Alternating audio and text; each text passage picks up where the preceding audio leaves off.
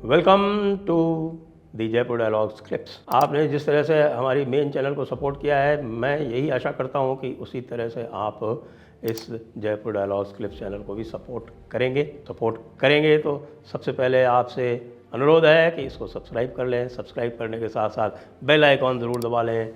Like करें channel को। Like करने से ही चैनल आगे बढ़ती है, वीडियो आगे जाता है। और इसको अपने दोस्तों के साथ, अपने परिजनों के साथ, सबके साथ शेयर करें। और बिल्कुल ना भूलें कि आपकी सहायता से ही ये क्लिप्स की चैनल आगे बढ़ेगी। Enjoy the clip.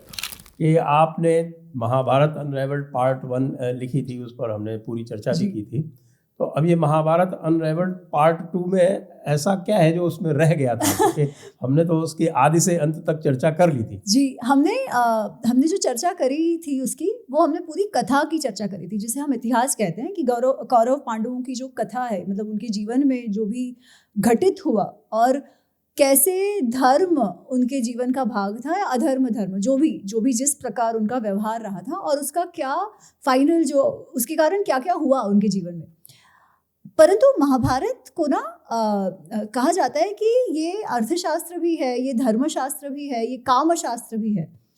तो ऐसा क्यों कहा जाता है? इसका कारण ये है कि महाभारत के जो 1,00,000 श्लोक है, उसमें ये मेन कथा तो है, ये मेन कथा कदाचित 25-30 हज़ार श्लोकों की होगी।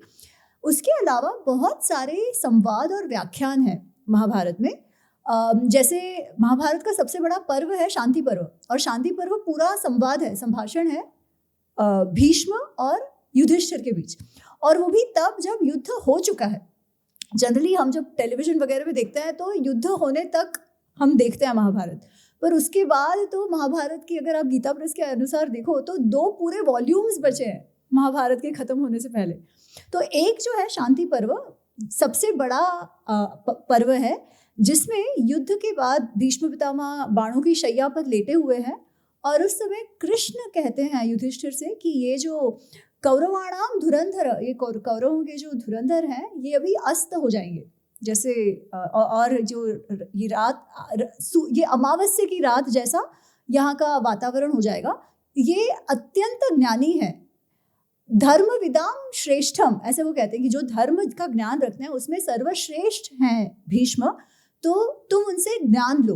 वो अपना देह त्याग करें, उसके पहले तुम उनसे ज्ञान लो। तो इस प्रकार से शांति पर्व की शुरुआत होती है और बहुत सारे टॉपिक्स कवर होते हैं, जिसमें जो मैंने कवर किया है वो है राजधर्म, कि एक राजा का धर्म क्या होना चाहिए। अब हम कहते राजधर्म है, तो राजा मतलब तो कोई भी लीडर ना, कोई भी ऑर्गेनाइजेशन जो चलाता है, उसने कैसे सारे अपने जो स्टेक होल्डर्स, अगर मैं मेरी कॉर्पोरेट भाषा में कहूँ तो उनको कैसे साथ लेके चलना चाहिए, किस प्रकार से दंड जस्टिस सिस्टम कैसी होनी चाहिए, किस प्रकार से आपको टैक्स कलेक्शन करना चाहिए, राजा की दूसरे का क्या कर्तव्य है, सिक्योरिटी वगैरह वगैरह, उस पर एकदम डिटेल में उन्होंने चर्चा की है, जो अगर हम आज के परिप्रेक्ष्य में देखें तो भी उतना ही प्रासंगिक और रेलेवेंट है।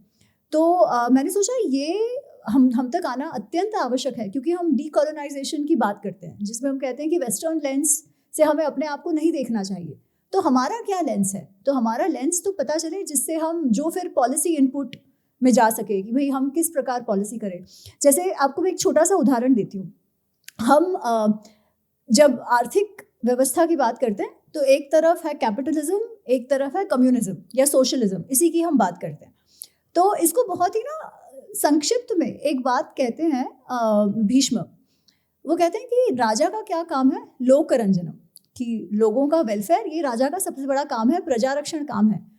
पर उसके साथ साथ वो ऐड करते हैं परवित्तानि न हन्येत कालम च दापयेत, कि जो औरों का वित्त है इसको कभी हनन आपको नहीं करना चाहिए, और जिसको जो देना है वो समय से दे देना चाहिए। मतलब एक एंड पे आप कह रहे हो कि वेलफेयर तो आपको करना है, पर साथ साथ आप ये भी कह रहे हो कि वेल्थ क्रिएशन को भी आपको उतना ही ध्यान देना है, और जो वेल्थ क्रिएट कर रहे हैं उस समृद्धि को, उस वेल्थ को, उस अर्थ का आपको विध्वंस, उसको खराब भी नहीं करना है।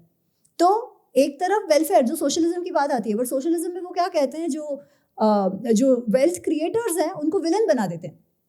और कैपिटलिज्म में ये है कि वेलफेयर की तो बात ही नहीं है, केवल आप जितना एक्सप्लॉइट कर सको, क्योंकि केवल प्रॉफिट मैटर करते हैं। तो एक इतनी छोटी सी बात में भी वो दोनों बातों को ला रहे हैं कि आपको प्रजा का ध्यान तो रखना ही है, पर साथ साथ आपको वेल्थ क्रिएशन भी उतना ही, जो अर्थ उत्पादन है वो भी उतना ही महत्वपूर्ण है, क्योंकि अर्थ के बिना तो आप राज्य चलाओगे ही कैसे। तो ये हमारी बेसिक फिलॉसफी पहले से रही है कि इट्स नॉट दिस साइड और दैट साइड, दोनों को साथ लेके चलना है।